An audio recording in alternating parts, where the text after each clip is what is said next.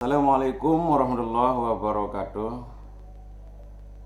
Anak-anakku, apa kabar pagi ini?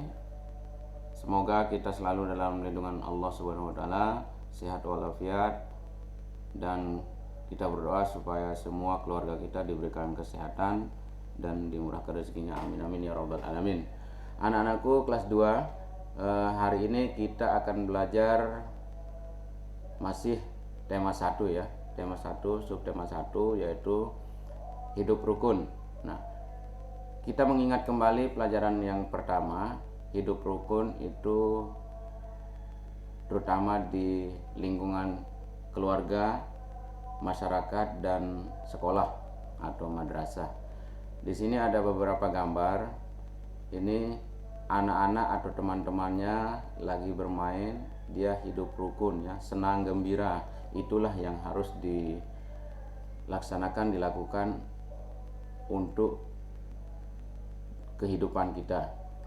Kita lanjut. Untuk materi kali ini kita akan membahas tentang hidup rukun ya, masih hidup rukun.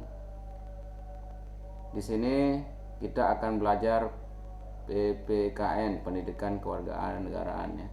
Silakan siapkan bukunya ya untuk kita sama-sama belajar. Namun sebelum itu marilah kita buka dengan sama-sama melafalkan basmalah. Bismillahirrahmanirrahim. Kita lanjut dengan pelajaran Pendidikan Kewarganegaraan atau PKN. Di sini kita akan membahas tentang Lembaga Negara Indonesia ya. Lembaga Negara Indonesia, lambang ya. Itu apa lambangnya? Nah, negara Indonesia ini kita mempunyai lambang negara Indonesia ya. Namun sebelum kita ke lambang negara Indonesia, kita harus tahu dasar negara kita ya, yaitu Pancasila. Nah, Pancasila itu ada 5 ya. Nanti kita akan sama-sama membaca ya satu persatu. Namun mari kita lihat, yang tahu apa gambar lambang negara Indonesia bisa dikomentari di komentar kelas ya. Kita lanjut. Nah, ini dia. Ini apa namanya anak-anak? Nah, ini gambar apa? Garuda ya, disebut dengan Garuda Pancasila. Nah, inilah lambang negara Indonesia. Nah, dalam lambang negara Pancasila ini kita ada butir-butir Pancasila. Mari kita baca bersama-sama ya. Ayo anak-anak baca ya. 1 ya. Ketuhanan yang Maha Esa. Nah, ketuhanan yang Maha Esa itu di Indonesia hanya diakui satu Tuhan ya, yaitu Esa itu artinya satu ya. Kemudian yang kedua, kemanusiaan yang adil dan beradab ya, manusianya adil dan beradab. 3, apa anak-anak? Persatuan Indonesia. 4, kerakyatan yang dipimpin oleh hikmat kebijaksanaan dalam permusyawaratan perwakilan. 5, keadilan sosial bagi seluruh rakyat Indonesia. Satu persatu nanti kita akan bahas, kita akan lihat apa lambangnya, apa gambar yang menunjukkan sila pertama itu. Yang akan kita bahas kali ini yaitu bagaimana pengamalan Pancasila, terutama sila pertama, kedua, ketiga, dan keempat, juga sila kelima. Namun sebelum itu kita akan lihat gambarnya dulu ya. Ketuhanan yang Maha Esa itu dilambangkan oleh seperti apa, gambar apa? Ini simbol-simbol Pancasila. Yang pertama, Sila ke-1 yaitu simbolnya bintang. Nah, bunyi silanya apa? Ketuhanan yang Maha Esa. Seperti apa bintangnya? Nah, ingat ya, sila ke-1 itu simbolnya bintang. Nanti kalau ada pertanyaan, apa simbol atau gambar daripada sila ke-1 yang berbunyi ketuhanan yang Maha Esa? Jawabnya adalah bintang. Lanjut. Sila kedua disimbolkan oleh gambar rantai.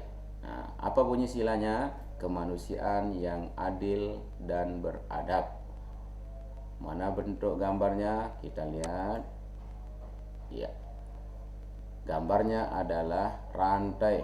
Artinya kemanusiaan yang adil dan beradab itu tidak ada putus-putusnya ya. Kalau rantai itu kan nyambung semuanya.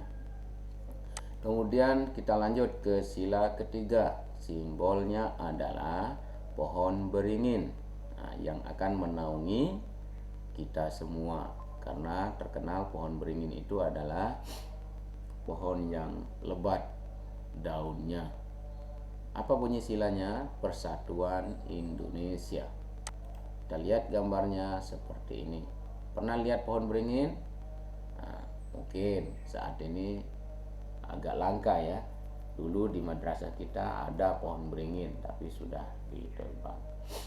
Kemudian selanjutnya sila keempat, simbolnya adalah kepala banteng.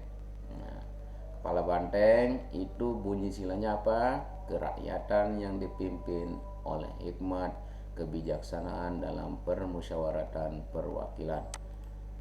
Ya, ini dia simbolnya, kepala banteng. Yang kelima atau yang terakhir adalah sila kelima, simbolnya padi dan kapas. Apa bunyi silanya? Keadilan sosial bagi seluruh rakyat Indonesia. Nah, ini gambarnya ya. Adik, anak-anakku sekalian, tolong diingat ya. Boleh juga dicatat di bukunya ya. Catat di bukunya simbol-simbol Pancasila. Ya, sila ke-1 simbolnya apa? Bintang ya, seperti ini. Kemudian sila kedua itu simbolnya apa? Rantai. Sila ketiga pohon beringin. Sila keempat kepala banteng. Sila kelima padi dan kapas. Silahkan ditulis dulu ya, dicatat di bukunya supaya diingat. Ya, kita lanjut ke slide selanjutnya. Kita akan belajar pengamalan ya, pengamalan Pancasila, sila pertama dan kedua Pancasila di rumah. Nah, dalam kehidupan sehari-hari kita selalu mencerminkan pengamalan Pancasila sila pertama. Pak Guru kasih contoh satu. Sila pertama itu ketuhanan yang Maha Esa. Anak-anakku di rumah yang pertama mengaji, sholat, berdoa. Nah, pernah sholat enggak? Ya, kalau pernah sholat itu adalah pengamalan Pancasila sila pertama. Pernah berdoa enggak? Selesai sholat berdoa, sebelum mengaji berdoa, itu juga pengalaman Pancasila sila pertama. Mengaji, berzakat, dan banyak-banyak hal yang kaitannya dengan keagamaan, itu pengalaman Pancasila. Pengamalan Pancasila. Contoh konkretnya ya, misalnya Iwan pergi ke musola untuk melakukan sholat zuhur atau untuk melakukan ngaji Al-Quran ya, untuk mengaji Al-Quran. Itu adalah pengalaman sila pertama. Kemudian sila kedua. Nah, kita lanjut. Di sini ada gambar yang menunjukkan bahwa tadi Pak Guru bilang ya, sudah Pak Guru tadi sampaikan, ini satu keluarga ya. Anggap aja ini bisa juga dikatakan ini bapak, ini ibu, ini anak. Ini juga bisa dikatakan ini kakak, ini adik. Apa yang dilakukan dalam gambar ini kita pasti tahu ya, sedang apa dia. Mau makan, ada makanan di meja. Nah, sebelum makan kita harus ngapain? Kita harus berdoa. Nah, berdoa sebelum makan merupakan pengamalan Pancasila. Sila pertama Pancasila, yaitu apa bunyinya? Ketuhanan yang Maha Esa. Ingat, berdoa itu merupakan pengamalan Pancasila, sila pertama. Lanjut. Nah, di sini ya. Adik kakak ya. Ini adik, ini kakak ya. Sedang apa? Belajar ya. Nah, kita lihat, membantu adik belajar merupakan pengamalan Pancasila, sila kedua ya. Apa bunyi sila kedua? Nah, yang pertama tadi ketuhanan yang Maha Esa ya. Yang kedua apa? Ini dia ya. Itu yang pengalaman pertama ya. Pengamalan pertama, kedua, sila pertama dan sila ketiga. Itu sudah kita bahas ya. Sekarang kita akan membahas dan menyebutkan pengamalan sila ketiga Pancasila di rumah ya. Ayo kita ingat kembali ya. Apa bunyi sila ketiga? Bunyi sila ketiga adalah Persatuan Indonesia. Nah, apa yang harus kita lakukan? Kita harus memiliki sikap bersatu dan bekerja sama. Artinya di sini ada nilai gotong royong, kerjasama ya. Mau membersihkan rumah, kita kerjasama dengan bapak, ibu, dan kakak atau adik. Ada yang membersihkan halaman, ada yang membersihkan tempat tidur, ada yang membersihkan tempat atau ruang tamu, cuci piring. Nah, itu namanya kerjasama ya, bekerja sama. Itu di rumah ya. Ini kita bicara di rumah. Lain halnya dengan di madrasah. Kerjasamanya gotong royong, membersihkan halaman sekolah, ada yang menyapu, ada yang menghapus papan tulis. Itu kalau di madrasah. Tapi ini di rumah ya. Udah bisa dipahami? Bunyi sila ketiga itu adalah Persatuan Indonesia. Kita harus memiliki sikap bersatu dan bekerja sama. Nah, di sini Pak Guru akan kasih tugas sedikit ya. Ini tugas ini nanti diserahkan, ditulis di buku, kemudian dipoto, diserahkan di classroom ya. Tugasnya silahkan tulis di buku ya. Contoh pengamalan Pancasila sila ketiga, yaitu Persatuan Indonesia. Pak Guru tadi sudah bilang ya. Terutama ini di rumah ya. Contoh di rumah, misalnya adik atau udin atau kakak sedang apa, itu yang ditulis di contoh ini. Ingat, tugasnya adalah menuliskan contoh pengamalan Pancasila sila ketiga ya. Nanti Pak Guru periksa mungkin malam ya. Nanti malam Pak Guru periksa, karena besok pagi kita harus lanjut ke materi selanjutnya. Ya, kita lanjut ya. Nanti akan ada pengamalan sila keempat Pancasila di rumah ya.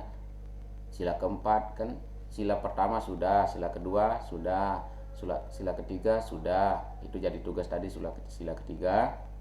Kemudian kita bahas sila keempat Pancasila, kemudian sila kelima. Apa bunyi Pancasila?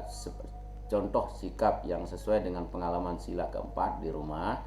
Contohnya yang pertama itu ya, menghargai pendapat ayah, ibu, dan adik saat berdiskusi. Nah, ketika sedang diskusi atau ngobrol di ruang tamu, di ruang tengah sama bapak ibu duduk bersama, kita mau diskusikan atau bermusyawarah kapan kita pergi rekreasi misalnya, kita harus menghargai pendapat semua yang ada di sana. Pendapat ayah dulu kita dengarkan ya, kita hargai ya. kemudian pendapat ibu, kemudian pendapat adik atau pendapat kakak, itu kita harus hargai. Jangan kita mengolok-olok pendapat orang lain. Kemudian yang kedua, bermusyawarah untuk mengambil keputusan. Ini ya pengamalannya. Setiap sesuatu kita harus musyawarahkan supaya bisa kita ambil keputusan yang terbaik. Misalnya di rumahnya, ibunya atau bapaknya bilang, besok hari Minggu anak-anak kita pergi rekreasi, ya, pergi bermain, bertamasya, atau pergi ke rumah kakek atau nenek. Itu yang dimusyawarahkan. Keputusannya nanti pergi bermain, bertamasya atau main-main itu di pantai, di kebun binatang, atau di mana, atau pergi ke rumah nenek atau kakek. Itu diputuskan. Itu namanya bermusyawarah. Kita harus musyawarah. Jangan punya keinginan kamu atau adik saja atau kakak saja. Saya maunya ke pantai aja, enggak usah ke tempat lain. Nah, padahal adiknya bilang ke taman, ibunya bilang ke taman, bapaknya bilang ke taman. Kita bersikeras untuk pergi ke pantai itu tidak diperbolehkan, ya. Kemudian yang ketiga, ya, pembagian tugas kerja, ya, terutama kerja bakti dalam keluarga seperti tadi, ya. Kita dalam gotong royong itu ada yang membersihkan halaman, ada yang membersihkan dapur, ada yang membersihkan tempat tidur, ada yang membersihkan kamar tamu, ruang tengah. Itu pembagian tugas. Gitu ya. Kemudian pengamalan sila kelima. Ya, sila kelima itu siapa ya sikap yang sesuai pengalaman sila kelima di rumah. Contoh yang pertama, hemat dalam menggunakan uang, ya, tidak boros, ya. Kemudian adil dalam membagi waktu untuk belajar dan bermain. Ketika bermain itu harus diimbangi dengan belajar. Kemudian yang ketiga, adil dalam membagi makanan kepada adik dan kakak. Jangan beras-beras, ada yang 2, ada yang 3, ada yang 1. Harus dibagi supaya tidak menjadi bertengkar, ya. Nah, itu untuk pengamalan sila kelima Pancasila di rumah. Nah, kita hanya membahas tadi pengamalan sila ketiga, ya, dan tugasnya sila ketiga. Untuk hari ini mungkin kita cukupkan. Sekian dan terima kasih. Assalamualaikum warahmatullahi wabarakatuh. Biar datang sih.